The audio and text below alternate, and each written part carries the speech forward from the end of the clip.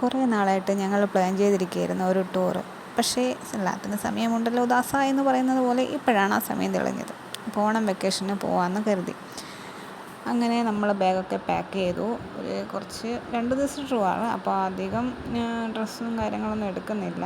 Luggage maximum കുറക്കാമെന്ന് കരുതി. എന്നിട്ടും എത്ര കുറച്ചിട്ടും ഒരു ട്രോളിയും ഒരു ബാഗും ഒരു കൊച്ചു ബാഗും ഒക്കെ ഉണ്ടായിരുന്നു. അപ്പോൾ നമ്മൾ 3 പെണ്ണുങ്ങളും കൂടെ എല്ലാം റെഡി ആയിരിക്കുകയാണ്. രാത്രി 12 മണിക്കാണ് ബസ് KSRTC ബുക്ക് ചെയ്തിരിക്കുന്നത്. അപ്പോൾ ഇവിടുന്ന് ഇപ്പോൾ ഓണമൊക്കെ ആയതുകൊണ്ട് റോഡിലൊക്കെ ബ്ലോക്കൊക്കെ കാണുമെന്ന് കരുതിയിട്ട് നമ്മൾ ഇച്ചിരി നേരത്തെ ഇറങ്ങാമെന്ന് കരുതി. ഒരു 10:45 ആകുമ്പോൾ ഇവിടുന്ന് ഇറങ്ങാമെന്ന് കരുതുന്നു. അങ്ങനെ നമ്മൾ പെട്ടിയൊക്കെ തൂക്കി പോവുകയാണ് ഗൈസ്. അച്ഛനും അമ്മയും വീട്ടിലുണ്ട്.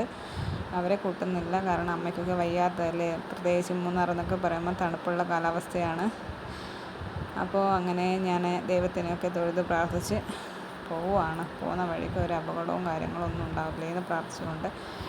കാരണം ഇപ്പോഴത്തെ ഓരോ റോഡ് അപകടമൊക്കെ കാണുമ്പോൾ നമുക്ക് പേടിയാണ്. അപ്പോൾ അതൊക്കെ പോട്ടെ.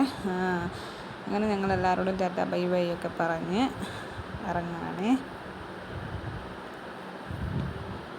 അപ്പോൾ സുഗമോനെ മനസ്സിലായില്ലേ എന്തോ? സാധാരണ നമ്മളൊക്കെ ഒരുമിച്ച് ഇറങ്ങുമ്പോൾ അവിടെ നിന്ന് ഭയങ്കര ബഹളവും കാര്യങ്ങളൊക്കെയാണ്. ഇപ്പോൾ ഒന്നുമില്ല, സൈലൻ്റായിട്ടിരിക്കുന്നുണ്ട്. അമ്മയും അച്ഛനെ അവിടെ കണ്ടതുകൊണ്ടായിരിക്കാം ആൾക്ക് വലിയ ഐഡിയ ഒന്നും വന്നില്ലെന്ന് തോന്നുന്നു.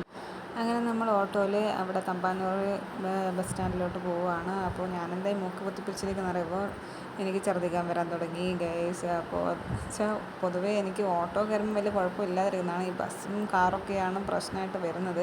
പക്ഷേ എന്തോ അതിൽ കയറിയപ്പോൾ അതിനെന്തോ ഒരു സ്മെല്ല്, അതായത് എന്തോ ഒരു പെർഫ്യൂമിൻ്റെ പോലത്തെ സ്മെല്ല് വന്നപ്പോൾ എനിക്ക് എന്തോ ഛർദ്ദിക്കാൻ വരുന്നതാണ്. മൂക്കൊക്കെ പൊത്തിപ്പിടിച്ചിരിക്കുന്നത്. അങ്ങനെ നമ്മുടെ ബസ് വന്നു. അവിടെ ബസ്സിൽ കയറി ഇരുന്നിട്ടുണ്ട്. അങ്ങനെ അച്ഛനും മോളും ഒരു സീറ്റിലും ഞാനും ഇളയാളും ഒരു സീറ്റിലും ആയിട്ടിരുന്നു.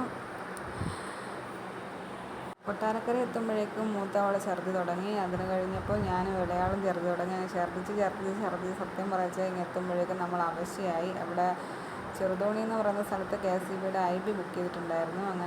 അങ്ങനെ പുലർച്ചെ 5:30 നമ്മളവിടെ എത്തിയത്. ഛർദ്ദിച്ച് അവശയായത് കാരണം എത്രയും പെട്ടെന്ന് അവിടെ കിടന്നാൽ മതിയെന്നായി. മൂത്തവൾ അപ്പോഴേ അവിടെ കിടന്നു.